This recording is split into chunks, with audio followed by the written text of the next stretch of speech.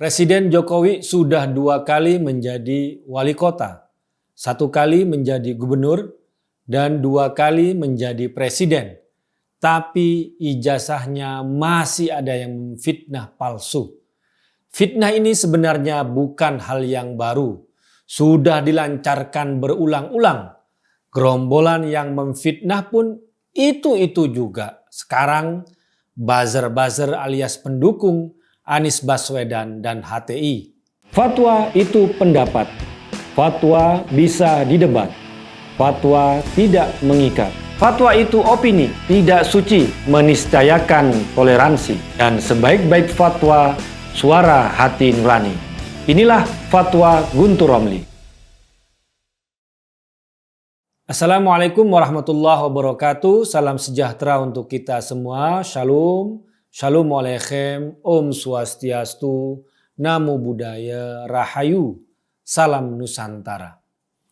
Presiden Joko Widodo kembali diserang fitnah.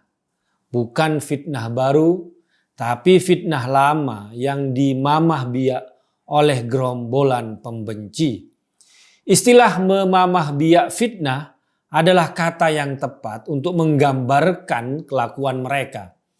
Ibarat hewan pemamah biak yang mencerna kembali makanan setelah mereka sebelumnya sudah menelan. Artinya fitnah yang dimamah biak itu bukan barang yang baru. Fitnah itu jelas tak masuk akal sehat sama sekali. Terkait fitnah ijazah palsu Presiden Jokowi. Padahal dokumen Presiden Jokowi sudah diteliti dan teruji berlapis-lapis. Mulai dari pemilihan wali kota 2 kali, pemilihan gubernur di Jakarta 1 kali, dan pemilihan presiden 2 kali. Hanya orang yang kelewat bodoh yang mempertanyakannya. Makanya Gibran, putra Pak Jokowi, memberikan komentar saat ditanya soal fitnah ini. Ya dibantah 100 kali juga percuma kalau ngomong sama orang yang gak waras, kata Gibran. Artinya yang dihadapi memang orang gak waras, yang sudah tidak punya akal sehat, tidak punya nurani yang bersih. Padahal tahun 2024 Jokowi sudah tidak mungkin maju lagi. Tapi kenapa fitnah tak pernah berhenti dan makin menjadi-jadi? Kalau saya lihat ada 2 sebab dari fitnah ini. Pertama, gerombolan yang memfitnah Presiden Jokowi adalah kelompok yang punya dendam kesumat. Karena Presiden Jokowi dianggap musuh yang memberhangus mereka. Kedua, Presiden Jokowi tetap dianggap ancaman bagi masa depan mereka meski Jokowi tidak lagi bisa maju pada 2024. Tapi peran Jokowi dalam menentukan penggantinya akan sangat ampuh. Karena itu Jokowi harus tetap diserang, difitnah, dan dibunuh karakternya. Dari golongan yang pertama tadi, mereka yang punya dendam kesumat pada Jokowi ada nama Ahmad Khozinuddin yang kini menjadi pengacara penggugat alias pelancar fitnah ijazah palsu. Khozinuddin adalah tokoh Hizbut Tahrir HTI yang dibubarkan oleh Presiden Jokowi pada tahun 2017. HTI memang punya dendam kesumat pada Jokowi karena menggagalkan upaya mereka yang mau menjadikan Indonesia sebagai negara khilafah. Sebagai tokoh HTI, Khozinuddin tidak percaya pada Pancasila, UUD 1945, ataupun KUHP yang mereka sebut sebagai hukum tauhid. Kalaupun saat ini dia berlagak jadi pengacara dan beracara dengan KUHP, itu ibarat penumpang gelap, tapi tujuannya untuk merusak dan mengadu domba rakyat Indonesia, serta tidak lagi mempercayai pemimpinnya. Ibarat teroris atau pembajak di pesawat yang menjadi penumpang gelap. Dalam suatu pesawat tentu mereka beli tiket yang sama, melalui pintu dan pemeriksaan yang sama, mengikuti aturan yang sama dengan penumpang-penumpang yang lain, tapi beda tujuan. Kalau penumpang-penumpang lain tujuannya ingin selamat sampai tujuan, kalau teroris dan pembajak tujuannya ingin membajak pesawat dan tidak sampai pada tujuan. Seperti inilah modus Khozinuddin sebagai tokoh HTI yang tidak bisa diingkari jejak-jejaknya yang bertujuan ingin mendirikan negara khilafah di Indonesia. Dari golongan kedua, Jokowi masih dianggap ancaman bagi masa depan mereka.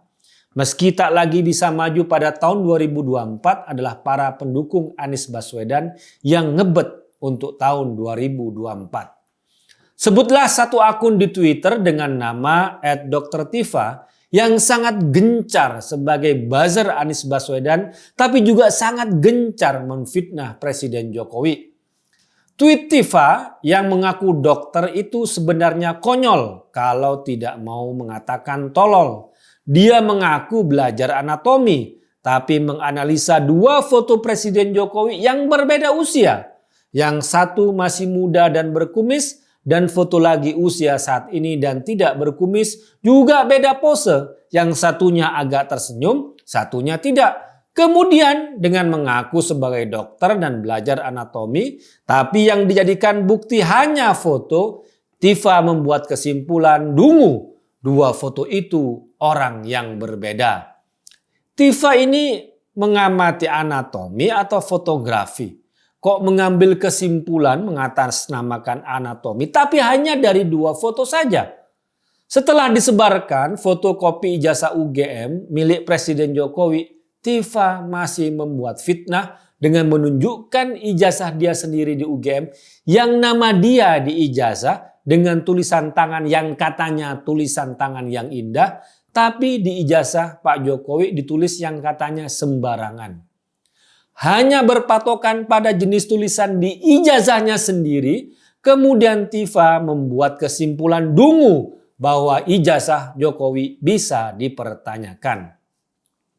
Bisa jadi Tifa dan gerombolannya ini merasa Jokowi tetap menjadi ancaman bagi Anies Baswedan yang mereka gadang-gadang untuk 2024. Karena itu mereka akan terus memfitnah dan menyerang Jokowi. Atau Tifa dan gerombolannya punya dendam kesumat pada Jokowi soal pilihan presiden. Ya, pilihan mereka selalu dikalahkan oleh Pak Jokowi 2 kali. Baik pada Pilpres tahun 2014 dan tahun 2019. Namanya fitnah, maka tidak perlu mereka capek-capek dan teliti mengajukan bukti. Fitnah ini didesain sebagai propaganda. Letaknya bukan pada kekuatan bukti formil, tapi kekuatan opini publik dan medsos yang viral. Cara-cara mereka persis mengikuti Joseph Goebbels, menteri propaganda pada era Nazi Jerman, bahwa kebohongan yang diulang-ulang suatu saat akan dianggap sebagai kebenaran. Sebarkan kebohongan berulang-ulang kepada publik. Kebohongan yang diulang-ulang akan diterima sebagai kebenaran, kata Goebbels. Dan ijazah palsu adalah fitnah pada Pak Jokowi yang terus diulang-ulang. Seperti halnya fitnah lain bahwa Pak Jokowi keturunan PKI. Kebohongan dan fitnah itu terus diulang-ulang. Harapan busuk mereka suatu saat itu dianggap sebagai kebenaran. Tampaknya Ahmad Khozinuddin dan Tifa sedang kesurupan arwah Joseph Goebbels. Wassalamualaikum warahmatullahi wabarakatuh. Fatwa itu pendapat. Fatwa bisa didebat. Fatwa tidak mengikat. Fatwa itu opini, tidak suci, meniscayakan toleransi. Dan sebaik-baik fatwa, suara hati nurani. Inilah Fatwa Guntur Romli.